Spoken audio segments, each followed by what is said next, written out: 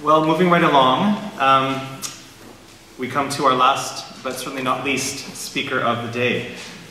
I will get this out of the way, so you know the difference between my comments and Father Peter's, and Father Peter's are more important. This summarizes it, all you need to know about George Weigel.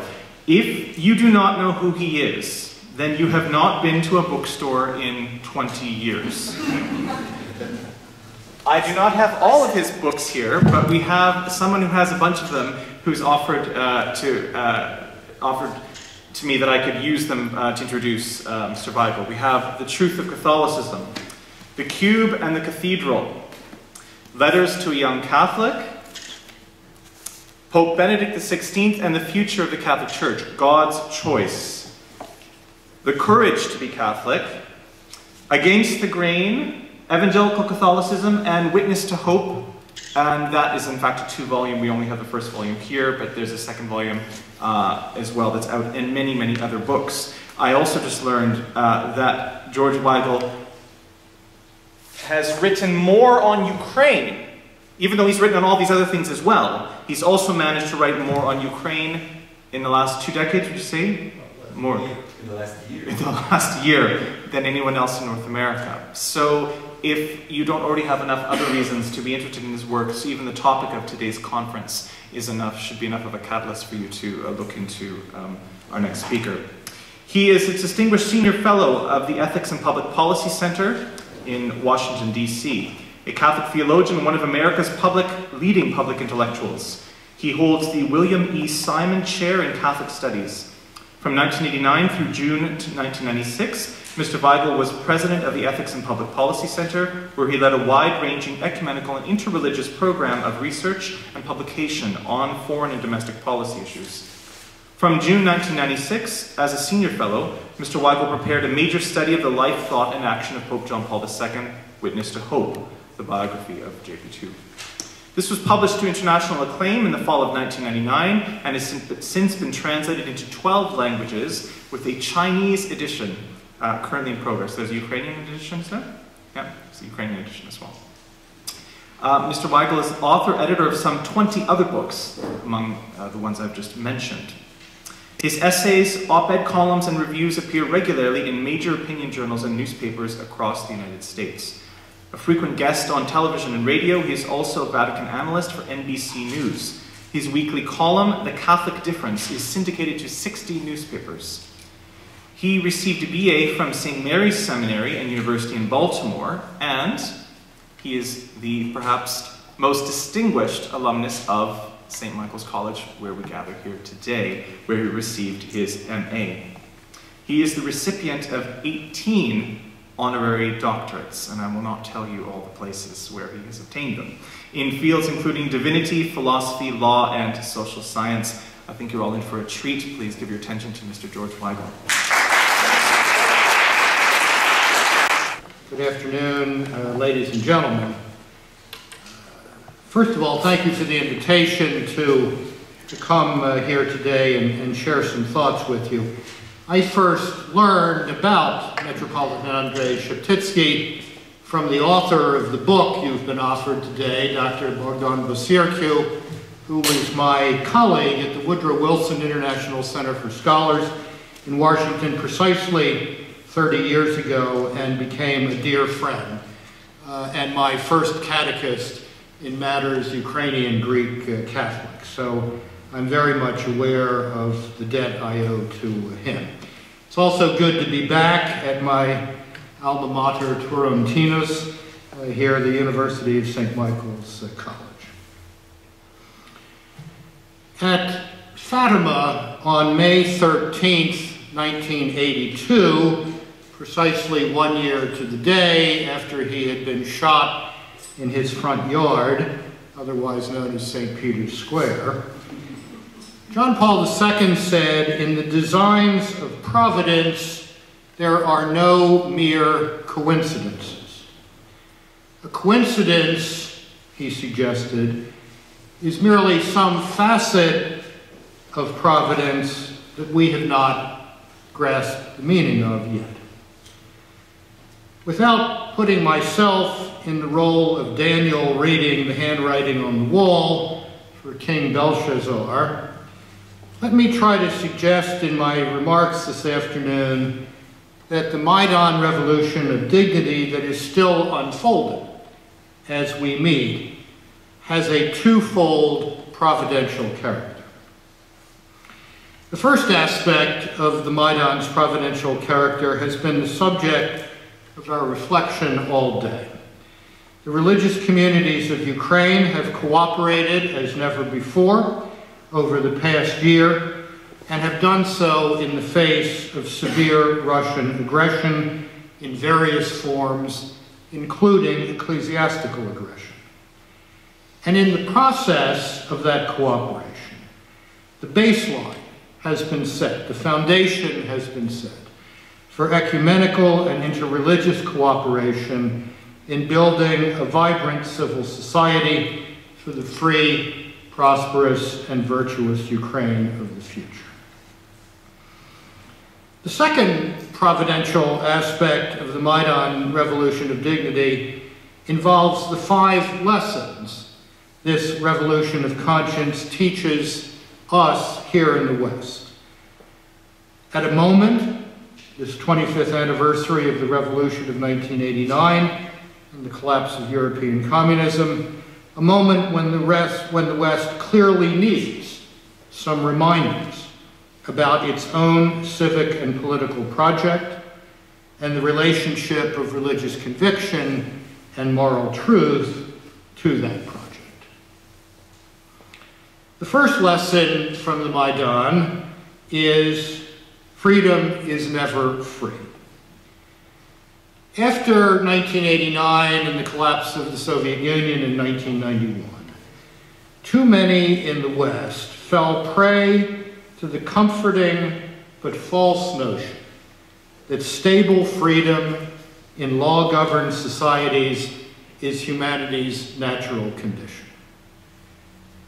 The truth of which the Maidan Revolution of Dignity has reminded the West is that freedom lived well, freedom lived nobly, freedom lived for the common good is a cultural and social accomplishment. And the corollary to that is that democratic self-governance is not inevitable, only possible. And that leads directly to the second lesson. Democracy and the free economy are not machines that can run by themselves. As John Paul II taught in the brilliant encyclical Centesimus Annus that Father Andre has already referenced, it takes a certain critical mass of people living certain virtues to make the machinery of democracy and the free economy work so that the net outcome is genuine human flourishing. This is perhaps the greatest lesson that Catholic social doctrine has for public life today, and especially for academic political science, which tends to treat democracy in mechanistic and formalistic terms, as if democracy or the market were simply machines that, if assembled properly, can run by themselves once you turn the ignition on. We know that that's not the case. And that truth, that it takes a certain critical mass of people living certain virtues, and in some instances dying for those virtues, is embodied in the drama of Ukraine over the past year. The third lesson the Maidan Revolution of Dignity teaches us in the West is that historical and moral clarity count. The failure to undertake serious decommunization efforts on the model of post-World War II denazification was a serious error on the part of the Western world. It's an error that we can perhaps understand, considering the circumstances of the time. No one knew in 1989 that the Soviet Union would collapse in 1991. The question of the reunification of Germany was very much on the minds of Western leaders. The Poles had set an example in the fall of 1989 by drawing what Prime Minister Mazowiecki called a bright line between the future and the past. But with the clarity of hindsight, I think we can see that the failure to undertake at least a moral accounting for what had happened in the previous 40 years was a serious error. And that is true not only of formerly communist states, but of the West itself. The vulnerability of the West to Russian propaganda over the past year has been remarked upon several times earlier today. I would like to suggest that that vulnerability is a direct result of a failure to delegitimate culturally those who, for reasons of ideological intoxication or stupidity or both, misrepresented the reality of communism in politics, in the universities, in the press, and in religious communities. There simply was no accounting. And so someone like Professor Stephen Cohen, Princeton, Columbia, or New York University, one of those places. Princeton, and then later in New York, can reappear today, 20, 30 years, to repeat the same stupid analytic errors that he made during the Cold War. This was a terrible mistake. Why? Because, as I just said, many of those purveyors of falsehood then are the purveyors of falsehood now. Those who got it wrong then tend still to get it wrong now. This is a serious problem. This wallowing in propaganda and lies distorts the public life of the West. As a citizen of the United States, I take pleasure in noting that Prime Minister Harper here in Canada has been a notable exception to the lack of pushback on this by Western leaders. But it is important for those who understand the relationship of a culture that values truth, values accountability, values the responsibility, society that comes from truth and accountability, to recognize the danger in the general failure of Western political leaders to, take one example, challenge Russian Foreign Minister Sergei Lavrov for what he is, an upmarket version of Joachim von Ribbentrop, deploying the same strategy of the big lie to the same aggressive ends. The fourth lesson from the Maidan for the West is that reality contact is essential to the future of freedom. The postmodern deracination of the West, the notion widespread in Western academic and intellectual life that there may be your truth and my truth, but there's no such thing properly described as the truth. This deracination about the moral truths of things, this refusal to see and to live by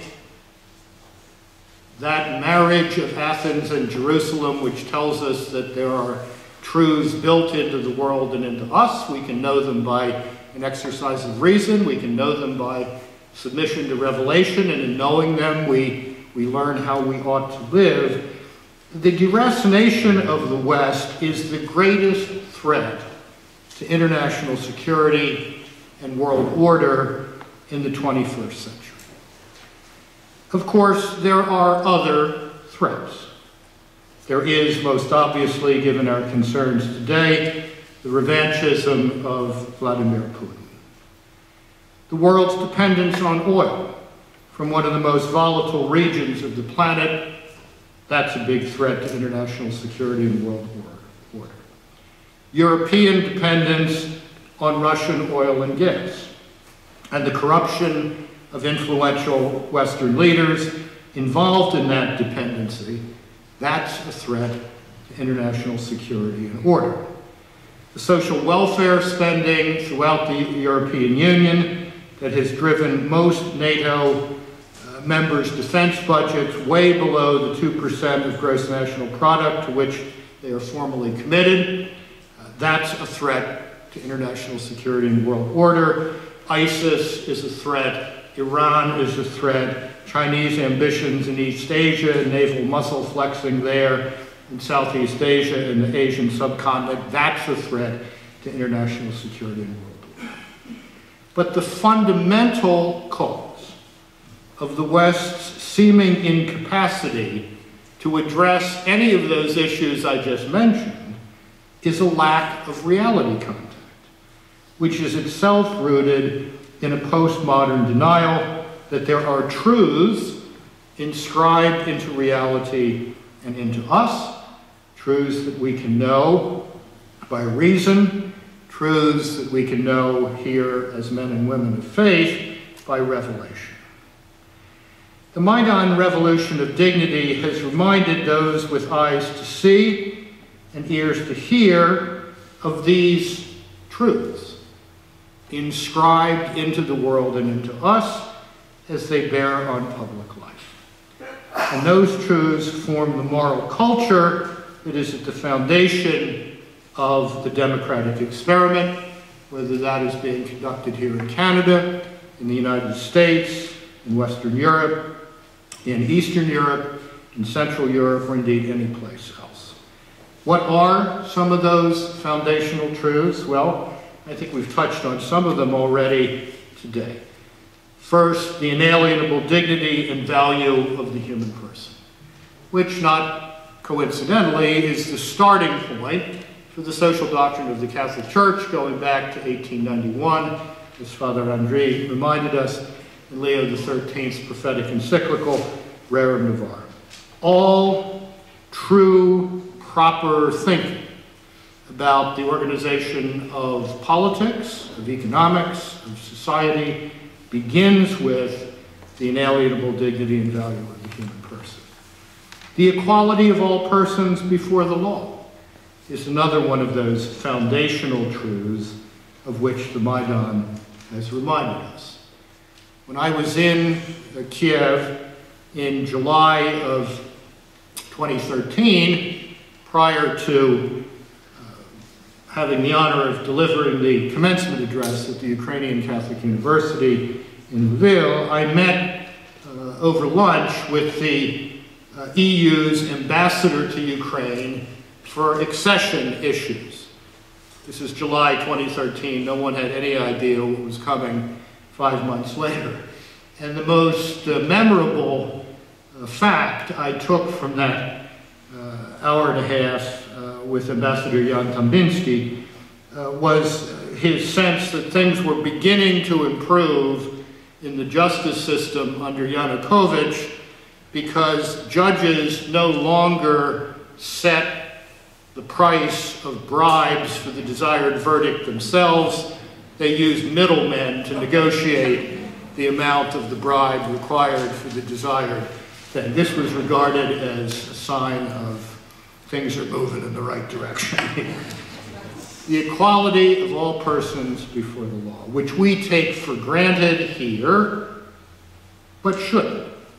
It's as fragile as any other one of these foundational stones of the democratic experiment. Another foundational truth of which the Maidan Revolution of Dignity reminds us is the relationship between the cardinal virtues, prudence, justice, courage, and moderation, and democratic public life. We've talked a lot here today about the Maidan as an exercise in auto-constructed civil society. What were the building blocks there? The building blocks were those four cardinal virtues. Prudence, the charioteer of the virtues, as the ancients said, because without it, none of the rest of them work very well. Remarkably displayed under great pressure. Justice, a demand for things being done the right way, for the right reason in public life. Courage, we don't need to underscore that. Moderation, temperance. An extraordinarily self-disciplining, auto-constructed civil society, which could have flown off in any number of violent or crazy directions, but did not do so because there was a tacit understanding that those cardinal virtues, which had been violated time and time again in the corruptions of the post-Soviet period, had to be at the foundations of what was going to be built for the future. I had not had a lot to agree with the former friend Adam Michnik of Poland, editor of Gazeta Wyborcza, in recent years. But I do remember a splendid line from Adam back in the 1970s when asked about his commitment to nonviolence and that of other people in the Polish human rights movement. And he said, people who begin by storming Bastilles end up building their own. It's a real insight there. And I think that was tacitly understood by the Maidan Revolution of Dignity as well. And yet another foundational moral truth of which that movement, that revolution of conscience, should have reminded us in the West, and that is the accountability of positive law, the laws made by legislatures and parliaments and so forth, to a higher moral law. Good human law always reflects the moral law. That, as John Paul II said at Mount Sinai in late February 2000, was inscribed on the human heart before it was written on tablets of stone. At bottom, then, the fourth lesson from the Maidan to the West is the truth that only a virtuous people can be free. This is something we have tended not only to forget, but to push out of the public square of reasonable discourse in the Western world in the past 2 generations. But virtue counts. Absent virtue, the people perish, the democratic experiment perishes. The fifth lesson that the Maidan Revolution of Dignity has or should have taught us is the necessity of recalibrating the ecumenical movement for the 21st century. To put this as simply and bluntly as I did in a column earlier this week, there can be no theologically serious ecumenical dialogue with agents of Russian state power. It's just not possible. Moreover, to maintain the fiction that it is possible damages the cause of Christian unity and impedes the necessary reforms in the Russian Orthodox Church, of which we have heard earlier today. This lesson applies in a particular way to the Holy See, to the Vatican, where there must be a reset of the default positions in light of what has happened over the past year. I regard it as little short of scandalous that the largest of the Eastern Catholic churches, the greatest of the martyr churches within the extended world Catholic family in the 20th century, has received so little support from the center of unity for which it has sacrificed so much in recent decades.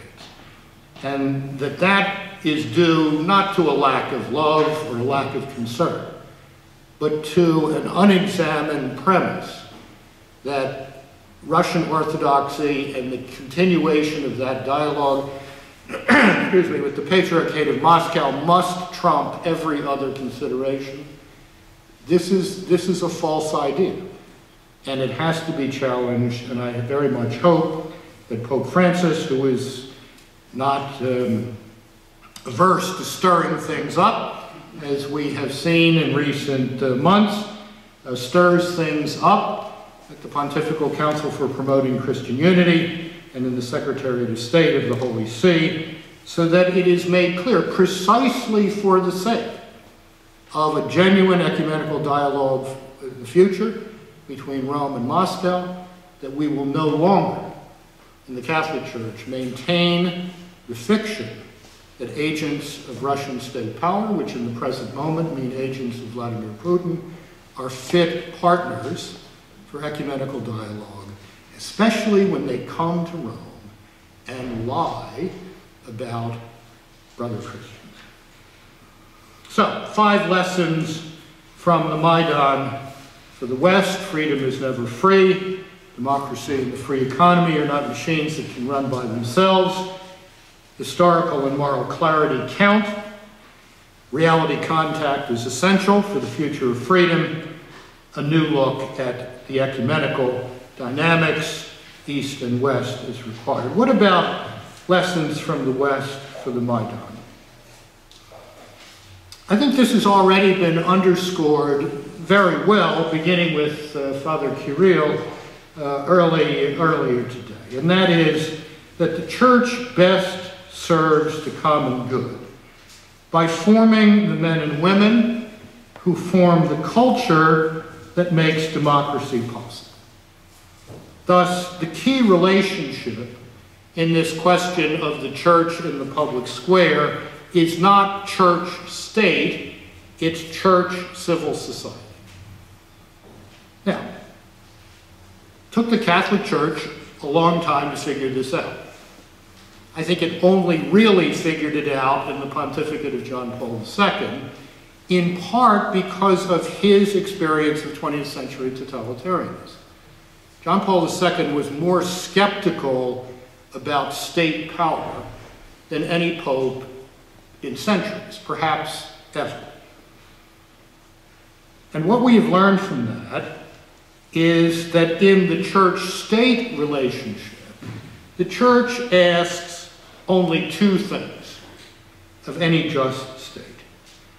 The church asks, and if necessary, the church demands, the freedom to be itself in its worship, its evangelization, its catechesis, the formation of its ministers, its educational and charitable activities. This is the fight we have been fighting in the United States against the Obama administration for the past 3 years. The fight for the right to be ourselves. And the second thing the church asks of any just state is that the state remember that it, like all other human activities, is under judgment. Americans say in the Pledge of Allegiance to the flag, one nation under God. However confusedly and differently we understand what under God means, we all understand it means under judgment. That there is a higher authority, call it moral principle, call it God the Father of Abraham, Isaac, and Jacob, call it God the Father of our Lord Jesus Christ. We are under judgment. And unless the state understands that it's under judgment, it won't understand its limits. And since it seems to be an empirical fact of the modern state that it seeks to expand constantly the sphere of its power, which necessarily involves the shrinking of the sphere of civil society, because there's only so much space to go around. Space is not infinite. The public square is not infinitely expandable. That notion of being under judgment is an essential guardian against this totalitarian temptation of which John Paul II spoke in that citation from Centesimus Annus that Father Andre read us. And that's all the Church asks of the state. Church asks of the state that it be allowed to be itself, according to its own self-understanding. And it asks the state to remember that it is a human institution under judgment. That's it. Ideally, in my view, we don't ask money from the state. We ask simply those two things. That involves certain constitutional and legal arrangements, to be sure, but that's all we ask. That's all we ask.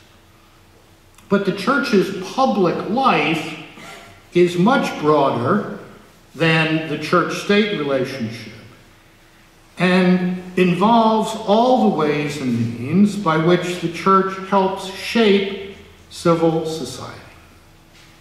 Now, as I said a moment ago, it took this understanding, best expressed in Centesimus Annus, several hundred years to crystallize in the Catholic Church, although it involves understandings that go all the way back, I would say, to medieval Christendom, and its richly textured understanding of multi-layered societies. But this should be a major part of the dialogue between Catholic and Orthodox thinkers in the 21st century. And indeed, one of the most encouraging things I have heard in all of the presentations today from brethren in the Eastern Christian churches is the absolutely essential requirement that ecumenical dialogue move from the church-state question to the church-civil society question. That's exactly right. And that is, I think, a lesson from the Western experience that has been learned by the key actors in the drama of Ukraine. Last, Friday night, I'm sitting in my office at 6 o'clock, it was last Friday night, and my mobile phone rang, and I looked down, I didn't recognize the number, it was a Parma, Ohio number. So I put it on the speakerphone, and Professor Weigel, this is Major Archbishop Sviatoslav Shevchuk calling. Nice to hear your voice again. Where are you, and what are you doing in Parma, Ohio? The Major Archbishop had consecrated a new bishop for the eparchy there. And we just hadn't talked for a while, and he wanted to talk. And I said, well, why don't we do something more than just talk? Why don't I send you a set of questions by email that will give you a chance to explain, particularly after the unfortunate incident at the Synod with Metropolitan Hilarion and the disinformation that he was spreading, allow you to say your piece in the United States. So we did that. And some of you may have seen the interview, which was published in National Review Online last Monday. But the most striking line in that interview, I thought, was not a new one, but it was put succinctly and well. And that is when the Major Archbishop said to me, this is not only about us, this is about you. Meaning the West, Europe, North America, etc. Now this is, in a sense, an extension of another great single sentence with a semicolon in the middle of it that was articulated by one of the demonstrators on the Maidan several months ago, who said, we came to the Maidan looking for Europe and we found Ukraine. Well, in finding Ukraine, the Maidan Revolution of Dignity should have reminded us of certain essential truths about our own civic life. And let me then re-echo at the end of my remarks what Father Andre said. If we want to help, we must help others here understand what is going on, what it means, why it involves us, and why it is worth the serious attention of our public officials. That's the lesson that the Maidan finally offers us. This is not just about us, this is about you. This is not just about them, this is about us. And if we would honor the sacrifice of the Heavenly Hundred, if we would be true to the challenge I laid before the students of the Ukrainian Catholic University at their graduation in July 2013, be true to the church of suffering and martyrdom on which this great new educational institution is founded. If we would be true to that, then we have to know that this is about us too. Thank you.